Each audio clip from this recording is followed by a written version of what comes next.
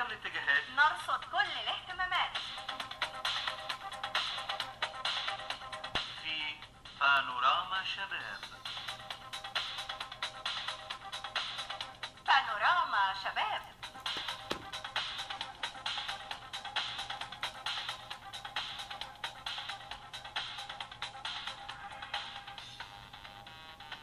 اهلا بكل اصدقاء وصديقات في هذه الفترة المفتوحة من الان وحتى تمام 4. نسعد بصحبتكم فيها. امام الميكروفون فرج لطيف محمد يسري. هندسة استوديو 16 وفاء حامد. الاخراج ابراهيم عثمان.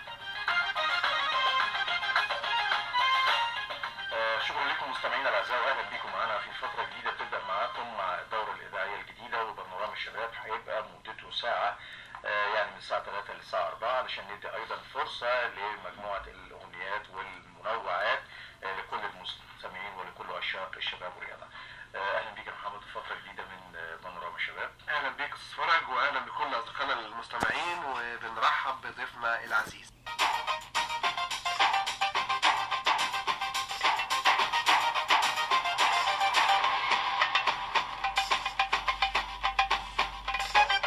كمان عندنا فقرة مع الزميلة دعاء صبحي أجرتها مع الأستاذ حسن حامد مساعد رئيس تحرير جريدة المساء ومؤسس موقع المساء الإلكتروني. طبعا هو له مقال بعنوان اعقلها. طبعا هذا اللقاء عن العمل التطوعي.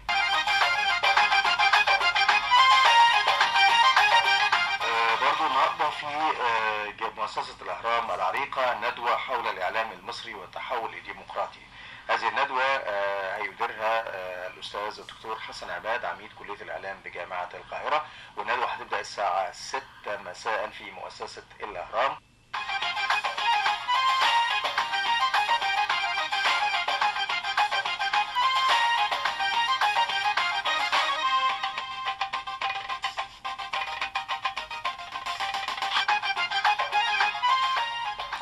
لسه مكملين معاكم فترتنا المفتوحة بانوراما شباب.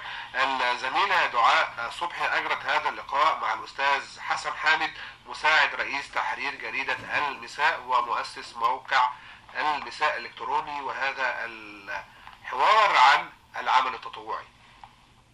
أصدقائي المستمعين متابعين معنا فترتنا المفتوحة، يسعدنا أن يكون معنا اليوم الأستاذ حسن حامد مساعد رئيس تحرير جريدة المساء ومؤسس موقع المساء الإلكتروني وصاحب مقال اعقلها. أهلا بيك أستاذ حسن. أهلا وسهلا.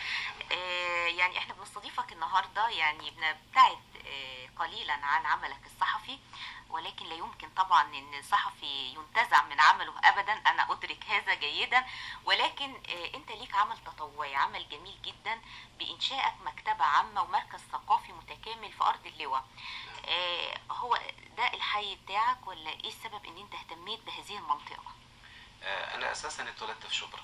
طبعا شبرا يعني منطقة كل الناس تعرفها، لكن انتقلت للإقامة لما كبرت بقى ونضجت يعني وبقيت صاحب مسؤولية إلى هذه المنطقة اللي هي منطقة أرض اللواء. الظروف الطيبة خلتني أتعرف على مجموعة من الناس اللي هم مسؤولين عن إدارة شؤون المسجد. هذا المسجد اللي هو أكبر مسجد في المنطقة وأقدم مسجد في المنطقة، فأنا انضميت ليهم الحقيقة. وأنا يعني بطبعي بحب العمل الخيري، يعني طالما إنه العمل لوجه الله فبيبقى الواحد يعني جواه حماس ومتشجع إن هو يواصل هذا العمل. فأنا لقيت إنه في فرصة إن إحنا يعني لما لا نطور دور المسجد من الإطار الضيق بتاعه إن هو يبقى دور ديني فقط إلى دور توعوي ودور ثقافي ودور اجتماعي بيفيض على الناس بالعلم والمعرفة. فكانت أول فكرة إنه أنا أعمل مكتبة عامة بتضم كل الكتب في كل صنوف العلم. ده في ملحق مثلا بجانب المسجد؟ ملحق بالظبط، في مبنى ملحق بالمسجد اللي هو مبنى الجمعية. طبعا هو اختلفوا على حتة انه هل يجوز ان احنا نعمل مكتبة بكتب عامة وروايات وقصص بداخل المسجد. فاحنا علشان بس نبعد عن حتة الجدل حوالين هذه المسألة فخليناها في المبنى الملحق بغرفة يعني مستقلة. حلو قوي. بالنسبة الناس عندها ثقافة مثلا في ناس عندها كتب كتير، سواء نعم. كتب دراسية يعني لأولادهم أو كتب اشتروها وقروها وبعد كده يعني اهي مركونة عندهم في البيوت. هل بدأوا فعلا يساهموا معاك؟ ده حضرتك انا يعني قلت ايه؟ قلت انتوا يا اهل المنطقة انتوا عندكم كتب دراسية قديمة اتبرعوا بيها، ففعلا اتبرعوا بيها.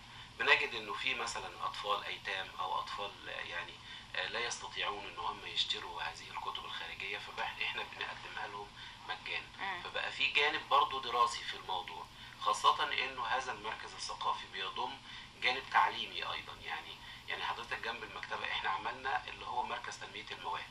تنمية المواهب كنت بستقبل الاطفال من كل الاعمار، سواء بقى العاب رياضيه او في مواهب ابداعيه او فنيه في الرسم او في القصه او في الشعر او في التمثيل. يعني تقولي لي حضرتك ده ازاي بيتم من خلال المسجد؟ فبقول انه احنا مثلا لو حد متفوق في لعبه معينه انا بتفق له مع نادي وبلاقي له حد مدرب يتبناه. نفس الكلام بالنسبه للمواهب الابداعيه، ان كان في كتابه او في رسم او ما الى ذلك. فاحنا بنفتح له الطريق بالاضافه للمكتب. لكن انا يعني الحقيقه بالرغم من هذا الجهد، لكن انا بقول انه لا يزال الناس ما عندهاش الثقافه كمان العمل التطوعي. لا، مهمومه بلقمه العيش. يعني انا مثلا فتحت لك مكتبه بقول لك ابعت ابنك بشكل مجاني جدا يقعد يقرا، بدل ما هو يضيع وقته في الشارع، بدل ما هو يضيع وقته قدام التلفزيون. يعني بالضروره لابد ان يكون هناك وقت مستقطع من حياتنا للقراءة، وهيستفيد وهيضيف كمان لمدرسته يعني. لكن رد الفعل من الناس لم يكن يعني على المستوى المطلوب. يعني لكن اهو احنا بنقول خطوه على العموم هو جهد يعني تشكر عليه فعلا استاذ حسن. وهو احنا دايما بنسعى في اذاعه شباب والرياضه للتاكيد على اهميه العمل التطوعي، خاصه في هذا الوقت اللي بتمر به البلاد، وهذا القلق فعلا السياسي وما تبعه من توترات على كافه الاصعده. شيء جميل ان الانسان يعمل عمل خيري وعمل تطوعي، كما ذكرت لي ان هو عمل شامل. ايضا هناك اعمال تطوعيه او خيريه كثيره بتشمل هذه المكتبه. حضرتك النهارده جاي لنا باخر اصدار ليك، طبعا ليك اصدارات كثيره واهتمامات كثيره، ولكن اخر اصدار ليك هو عن ثوره 25 يناير لحظه بلحظه. هو كتاب كبير تقريبا يعني 750 صفحه، 760 صفحه. فهو يعني شبه كده موسوعه بمعنى اصح، بترصد فيه كل احداث الثوره. لو عايز تقدم لنا الكتاب ده للمستمعين النهارده، تقول لهم الكتاب ده هيفيدكم انتوا كشهود على الثوره، ولا بصراحه ويكون اكثر امانه هيفيد الاجيال القادمه اكتر؟ هو طبعا بالتاكيد يعني كل ما يتم انتاجه الان سواء من كتب او من اعمال وثائقيه دراميه. يعني انا كنت سامع الرئيس دكتور محمد مرسي بيقول انا اتمنى انه يظهر عمل درامي بيجسد وقائع الثوره بشكل حقيقي للاجيال القادمه.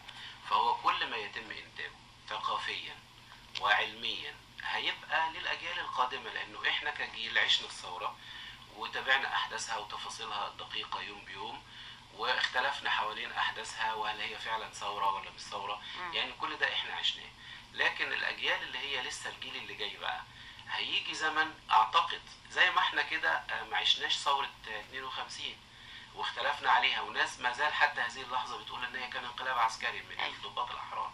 فاحنا بنقول لا، انه هذا العمل اللي انا يعني الحمد لله ربنا وفقني في انجازه، بقدم كل ما تم خلال ال 18 يوم بتوع الثوره من جمعه الغضب اللي هي يوم 25 يناير. لا ده الثلاثاء 25 يناير الثلاثاء. ايوه يوم الثلاثاء اللي هو ثلاثاء الغضب. أيوة. حتى هو كتاب اسمه ثوره 25 يناير لحظه بلحظه، من ثلاثاء الغضب حتى جمعه التنحي اللي هو يوم 11.